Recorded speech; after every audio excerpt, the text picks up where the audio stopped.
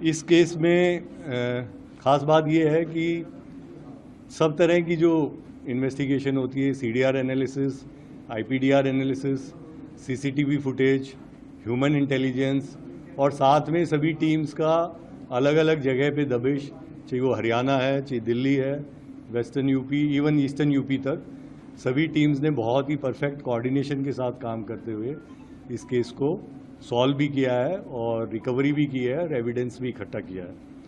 अब इसमें जो कहानी उभर के आती है वो उस तरह की है कि दो तीन तरह के इसमें जो पुराने रॉबर भी हैं, नए लड़के भी हैं, मुखबिर भी हैं, सब ने मिल के इसको अंजाम दिया। इसमें जो एक कैरेक्टर है उस्मान करके, ये 25 साल का है, कौशिक एनक्लेव बुराड़ी में रहता है। ये पिछले कुछ सालों से अमेजन का डिलीवरी बॉय था, करीब 7 साल से, और इसी एरिया में जो चांदनी चौक का एरिया है नॉर्थ दिल्ली का, वहाँ पे ये कुरियर बॉय का काम करता था। तो इसको ये आइडिया था कि ये जो एरिया है कूचा महाजनी और हैदरकुली वाला जो एरिया है, कूचा घासीराम वाला, यहाँ पे कैश का इन्वॉल्वमेंट रहता, आना जाना रहता है। तो ये इसके दिमाग में आया कि मेरे ऊपर जो लोन है बैंक के, 2-3 बैंक हैं, बैंक ऑफ बड़ौदा वगैरह के, वो लोन है, कुछ इसने आईपीएल के सट्टे में पैसा हार गया था, तो ये सब मिला के इस कर्जे को कैसे उतारा जाए, उसके लिए इन्होंने प्लान बनाया कि हम लूटेंगे जो ये पैसा लेके चलते हैं। इसमें इसने सबसे पहले रोपिन किया अपने कज़न को, इरफान को। ये दोनों भिंड मुरैना मध्य प्रदेश के रहने वाले हैं, लेकिन काफ़ी सालों से इनका परिवार बुराड़ी में कौशिक एनक्लेव में सेटल्ड है। तो ये जो दूसरा आदमी है इरफान, ये एक बार्बर का काम करता है, वहीं एक नाई की दुकान पे। तो इन दोनों ने मिलकर सबसे पहले प्लान बनाया और फिर इन्होंने आगे कुछ बागपत के लड़के हैं, कुछ लोनी के, बहता हाजिरपुर के, उनको इन्वॉल्व किया कि भाई हमारी इन्फॉर्मेशन होगी, हमारा परसेंटेज होगा और लूट तुम लोग हमारे साथ मिल के करो। उनको बोला गया कि तुम बाइक अरेंज करके लाओ। वो बाइक अरेंज करके लाए। 2 चोरी की बाइक्स थी, जो एक स्प्लेंडर और एक अपाचे। दोनों बाइक अभी रिकवर्ड हैं, बट दोनों के engine number, chassis number tempered किए हुए हैं, फेक नंबर प्लेट है, इसलिए अभी ये नहीं कह पा रहे हैं कि कहाँ से चोरी है। वो आगे उसका इन्वेस्टिगेशन जारी है। इसमें कई सारे कैरेक्टर, जैसा मैंने कहा, जुड़ते चले गए। फिर एक लड़का है अनुज मिश्रा एलियास संकी।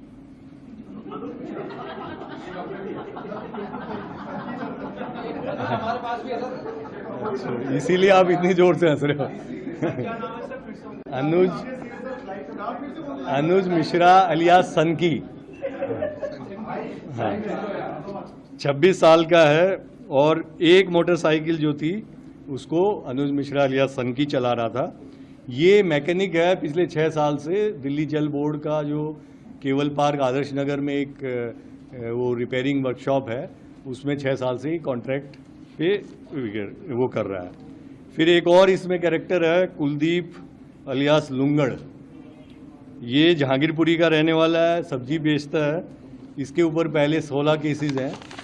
इसने वहाँ पे जहांगीरपुरी छोड़ के बुराड़ी में कमरा उमरा लिया हुआ था और इसने भी लॉजिस्टिक्स की किस कमरे में हम लोग इकट्ठा होंगे वो कमरा रेंट पे लिया। फिर बाद में जब कैश वैश बंटवारा होगा तो इसके भी इससे कुछ आ गया। फिर एक है सुमित अलियास आकाश, ये भी सब्जी बेचता है। इसको खाली इरफान अपने साथ ले जाता था, जो ये कुरियर वाला था उस्मान, ये वहाँ ले जाता था और केवल इसलिए ले जाता था कि उसको ये ना लगे कि कोई आदमी रैकी कर रहा है यहाँ पे। तो ये साथ में इसको अपने बैठा के कि जैसे ये आए हैं, कोई बिजनेस ट्रांजैक्शन करने आए हैं, कोई बैग लेके आए हैं, तो ये कवर था, इसलिए इसको बहुत छोटा अमाउंट मिला बाद में, लेकिन ये कवर के रूप में काम करता था। तो ये 5 लोग तो क्राइम ब्रांच ने अरेस्ट किए हैं और 2 लोग जो नॉर्थ डिस्ट्रिक्ट और न्यू दिल्ली डिस्ट्रिक्ट की टीम उत्तर प्रदेश में अभी अरेस्ट हुए हैं थोड़ी देर पहले, उनकी अभी इंट्रोगेशन नहीं हो पाई है। उनके नाम है प्रदीप और बाला। बाला तो वारदात में है, अमित अलियास बाला, ये भी उधर गाजियाबाद का रहने वाला है। और प्रदीप ऐसा लग रहा है अभी हमें कि वन ऑफ द मास्टरमाइंड्स है कॉन्स्पिरेसी करने में, प्लान करने में। तो इनकी टीम ने अभी अभी उनको वहाँ उत्तर प्रदेश में, बल्कि पूर्वी उत्तर प्रदेश से पकड़ा है, तो उसको आने में शायद अभी रात तक वो पहुँचेंगे, तो उनका रोल का हम खुलासा करेंगे। लेकिन मोटा मोटा यही है कि इन्होंने 3 दिन तक वहाँ रैकी की। पहले ये वीरवार को गए, इनको पता था कि कैश ट्रांजैक्शन लगभग दोपहर में होता है 2 से 5 बजे, तो 2 बजे ये वहाँ पहुँच जाते थे और फिर ये उसको कौन पैसे का बैग लेके आ रहा है उसको तलाशते रहते थे। वीरवार को इनको कोई ठीक टारगेट नहीं मिला, फिर ये शुक्रवार को फिर से गए और शनिवार को फिर से गए। शनिवार को इनको लगा हाँ ये आदमी जो लेके जा रहा है इस बैग में कुछ पैसा लग रहा है।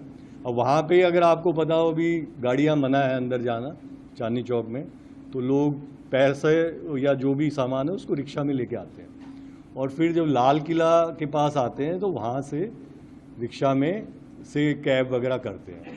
तो वहाँ की सीसीटीवी फुटेज जो नॉर्थ डिस्ट्रिक्ट ने निकाली वो हमारे लिए काफ़ी कारगर सिद्ध हुई, क्योंकि उसमें ये सारे लोग रैकी करते हुए और फिर जैसे ही उसने कहा कि HR नंबर ये नंबर की गाड़ी में का पीछा करो क्योंकि इसमें मुझे लग रहा है पैसा जा रहा है, इसने इरफान और उस्मान ने ये इन्फॉर्मेशन दी। तो उस्मान का काम मेन था वहाँ से इन्फॉर्मेशन देने का, उसके साथ ये सुमित था और गाड़ी पे जो गए थे उसमें इरफान, बाला, सनकी और एक आदमी जो अभी बाकी है उसका नाम आना बाकी है और एक पहलवान भी है, इनकी आइडेंटिटी 1-2 लोगों की अभी बाकी है। तो इस तरह इन्होंने पीछा किया और जो टनल को इन्होंने टारगेट किया उसका कारण ये था कि इनको लग रहा था कि बाहर सड़क पे कहीं टारगेट करेंगे तो कहीं कुछ गड़बड़ हो सकती है, कोई जाने आने वाला आके पूछ ले क्या हो रहा है भाई, या कोई रेजिस्टेंस हो जाए। टनल में इनको ये लग रहा था कि कोई गाड़ी रोकेगा नहीं, कि गाड़ियाँ फटाफट चली जाती हैं, तो वहाँ पे अगर हम करेंगे तो कोई रुक के इसकी हेल्प करने को नहीं आएगा, तो इसलिए इन्होंने टनल को किया था। अभी तक इसमें जैसा मैंने कहा 2 मोटरसाइकिल, 1 वेपन, कुछ कार्ट्रिजेस और लगभग 5 लाख रुपया अभी तक रिकवर्ड है।